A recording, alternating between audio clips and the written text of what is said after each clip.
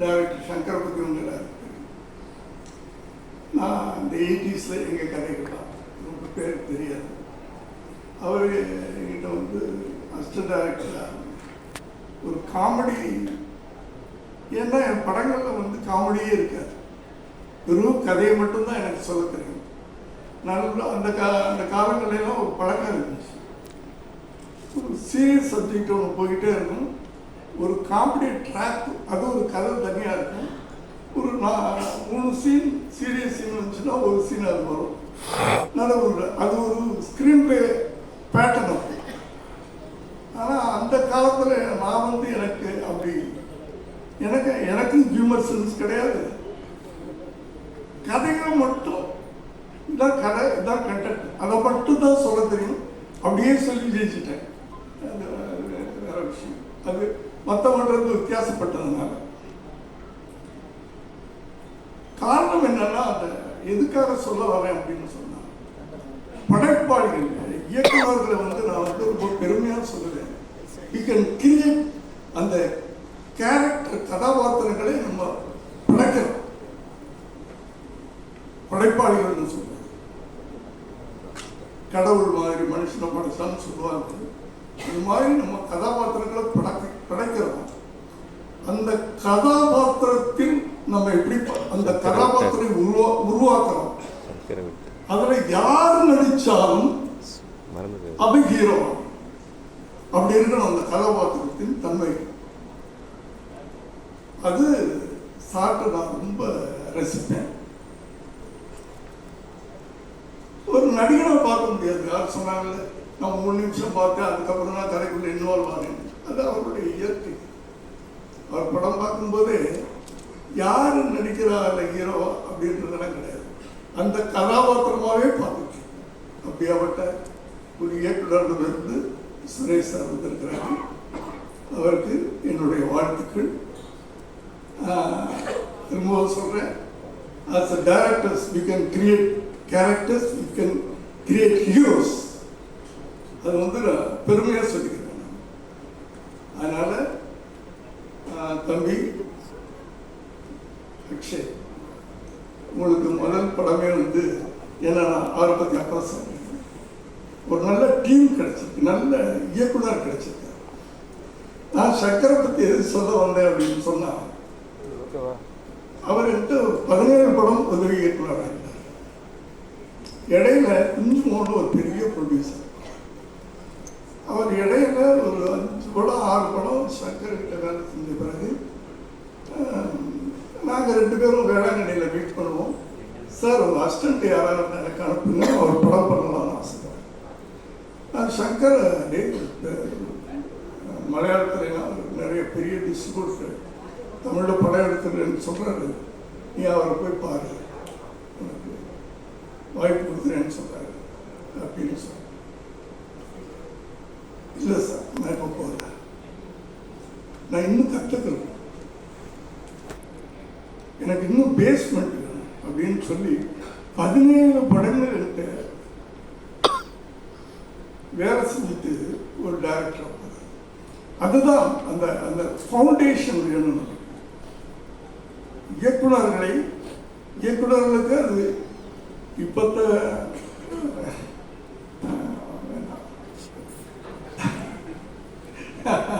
சில உண்மைகள் சிலருக்கு வலிக்கும். அந்த ஃபவுண்டேஷன் இருந்ததுனால நமக்கு லைஃப் ஜாஸ்தி. அடுத்தது இன்னைக்கு வெற்றி கிடைக்குது, ஈஸியாக வெற்றி கிடைக்குது. தம்பி உங்களுக்கும் ஒரு பெரிய ப்ரொடியூசர் அப்பா, ஈஸியாக நீங்கள் சினிமாவுக்குள்ள வந்துட்டீங்க. அதை தக்க வச்சுக்கிறது உங்களுக்கு ஒரு இன்விடேஷன், வெற்றியுடைய. இதை எப்படி தக்க வச்சுக்கிறது அப்படின்றது தான் வந்து நான் அதைத்தான் சொல்லணும்னு நினைக்கிறேன். மற்ற படத்தை பற்றி எனக்கு டிசிப்ளின் லைஃப்பில் வந்து இந்த ப்ரொடியூசரை பற்றி சொன்னாங்க. அவர் வந்து எதுக்கு செலவு பண்ணணுமோ அதுக்கு செலவு பண்ணுவார். கணக்கு வழக்கெல்லாம் அப்படி பார்ப்பாரு இப்படி பார்ப்பாரு. செல்வமணி சார் சொன்னார், உடனே பில்லை வந்து எனக்கு இப்படி போட்டாங்க அப்படி போட்டாங்க. ப்ரொடியூசர்ஸும் அப்படி தான் இருக்கணும். எதுக்கு செலவு பண்ணணுமே அதுக்கு செலவு பண்ணணும், எதுக்கு செலவு பண்ணக்கூடாது, அனாவசியமாக செலவு பண்ணக்கூடாது. இதனால ஒரு பட்ஜெட் போடுறோம், இது போடுறேன், ஒரு நடிகர் இதுக்குள்ளே படம் எடுத்தால் உங்களுக்கு நம்ம விற்கலாம், நமக்கு ஒரு ப்ராஃபிட் வரும். இந்த கணக்கு தெரியாமல் இன்னைக்கு படம் எடுத்தால் ரொம்ப பேர் மாட்டேங்கிறேன். அதெல்லாம் அப்போல்லாம் வந்து படம் ஆரம்பிக்கும் போது அண்ணனுக்கு தெரியும், சுப்பிரமணிய அண்ணனுக்கு, இன்று ஆரம்ப விழா அப்படின்னு மேலே கொடுப்போம், ஃபுல் பேஜ் விளம்பரம் போலாம் கொடுப்போம். மேலே வந்து இன்று படம் ஆரம்பம், கீழே வந்து இத்தனாம் தேதி ரிலீஸ், ஒரு 3 மாதமோ 4 மாதமோ கழிச்சு ரிலீஸ் டேட் போடுவோம். அந்த ரிலீஸ் டேட் ஒரு நாள் அப்படியும் போகாது இப்படியும் போகாது. அப்படி பல ப்ரொடியூசர்ஸ் இருந்தாங்க. அதனால தான் அவங்களாம் அத்தனை காலங்கள் நிலைக்க முடியும். அந்த வந்து அந்த டிசிப்ளின், டெடிக்கேஷன். நடிக்கிறீங்கன்னா உடனே ஒப்படைச்சிட்டேன், டைரக்டர்கிட்ட ஒப்படைச்சிட்டேன், சரண்டர் ஆகிட்டேன். அங்கே வந்து நான் வந்து லலித்துடைய பிள்ளை அப்படின்னா நடிக்க வந்துட்டு டைரக்டர்னு சொல்கிறேன். உங்களுக்குன்னு சில இண்டிவிஜுவலாக ஒரு கிரியேட்டிவ் இப்படி பண்ணால் நல்லா இருக்குமா கேட்கலாம், அது தப்பு இல்லை. டைரக்டர் அது ஓகே, நீ பண்ண இப்படி அந்த டெடிக்கேஷன், டிசிப்ளினை நீங்கள் வச்சுக்கிட்டீங்கன்னா எதிர்காலத்தில், ஏன்னா வந்து என்ட்ரி ஈஸியாக கிடைச்சிடும் உங்களுக்குலாம். ஏன்னா அவர் எப்படி வேணாலும் படம் எடுக்கலாம், எவ்வளோ வேணாலும், ஏன்னா அவ்வளோ சம்பாதிச்சு வச்சுட்டார் இந்த ஷார்ட் டைமில். புரியுதா? ஆனால் அதை நீங்கள் எப்படி தக்க வச்சுக்க போறீங்க அந்த வெற்றியை, அதை புரிஞ்சுக்க.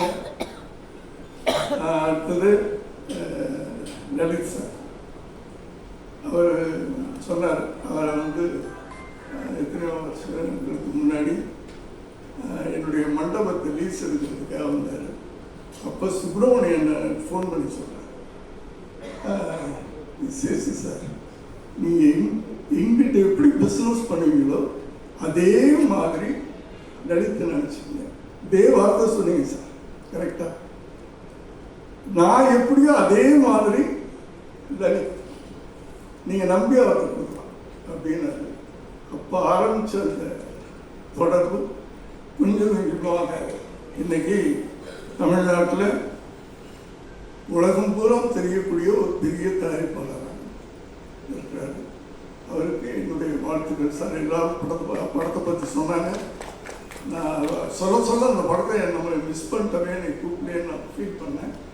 பரவாயில்ல, நான் உட்கார்றது வெளியே போய் படங்களே பார்க்கறது நான். நன்றி சார். மற்றபடி இந்த படத்தில் செஞ்ச அத்தனை பேருக்கு என்னுடைய வாழ்த்துக்கள். சமீப காலமாக எனக்கு ஒரு குறை இருந்தது. ஏன்னா எனக்கு கல்யாணம் பண்ணி வச்சது வந்து சிவாஜி சார், பாட்டி 2 பேரும் வந்து எனக்கு கல்யாணம் பண்ணி வச்சாங்க. அப்போ இருந்து உங்களுக்குலாம் நீங்களாம் பிறக்கலை.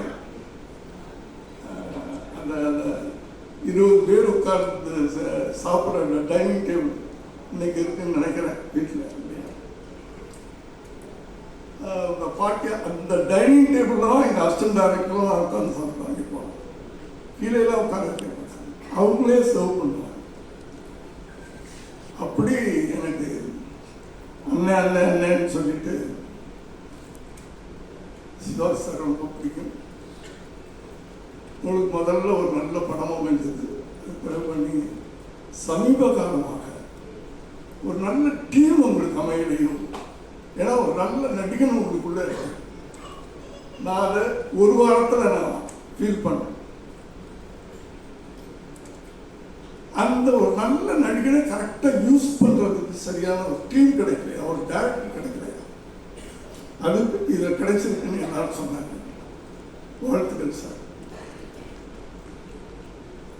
நிச்சயமாக யாராவது சொன்னாங்க உங்கள் வீட்டுக்கு பின்னாடி திரும்பி ஒரு பெரிய கிரௌடு வந்துடும். ஏன்னா வெற்றி தானே எல்லாத்துக்குமே காரணம். இல்லையா? வெற்றிக்கு பின்னாடி ஓடுறாங்க. ஆகவே நான் எதுவும் மற்றெல்லாம் பேசுறதுக்கு எனக்கு டைம் இல்லை. என்னுடைய மனப்பூர்வமான வாழ்த்துக்கள். லலித் சார் எனக்கு சொன்னாங்க, எத்தனை படம் எடுத்தாலும் இந்த படம் எனக்கு பேசப்படும். அவருக்கு எத்தனை படம் எடுத்தாலும் அவர் ரொம்ப நல்ல ப்ரொடியூசர். ஆனால் இன்னொன்னா அது கரெக்டான ப்ரொடியூசர். ஒரு சொல்லிடுறேன், சொல்லட்டுமா சார்? அவங்க வீட்டில் அவங்க ஒய்ஃப் ஒரு நாள் என்கிட்ட சொன்னாங்க, இந்த பண விஷயம் பேசினா மாத்திரம் அர்ஜென்ட்டா பாத்ரூம்ல போய் தாபப்பட்டு உனக்கு வேணுங்கிறத நான் கொடுத்துட்டேன், மாசத்துக்கு வேணும்னா கொடுத்துட்டேன், அதுக்கு பிறகு என்ன நோய் அது சொல்ல மாட்டாரா? சொன்ன வம்பு வந்துடும்ல, அதனால பாத்ரூம்ல போயிட்டு ஒரு அரை மணி நேரம் கழிச்சு தான் வெளியே வருவாங்க. இதுக்குள்ள அவங்க மறந்துடுவாங்க எதுக்கு. அப்படியாப்பட்ட ஒரு நல்ல ஃபேமிலி மேன். அதனாலதான் குடும்பத்துல பிரச்சனை இல்லாம, குடும்பத்திலையும் கடை இல்லை, தொழிலையும் கடை இல்லை. சார் அப்படியாப்பட்ட ஒரு நல்ல தயாரிப்பாளர், அவர் நல்லா வரணும். என்னுடைய வாழ்த்துக்கள்.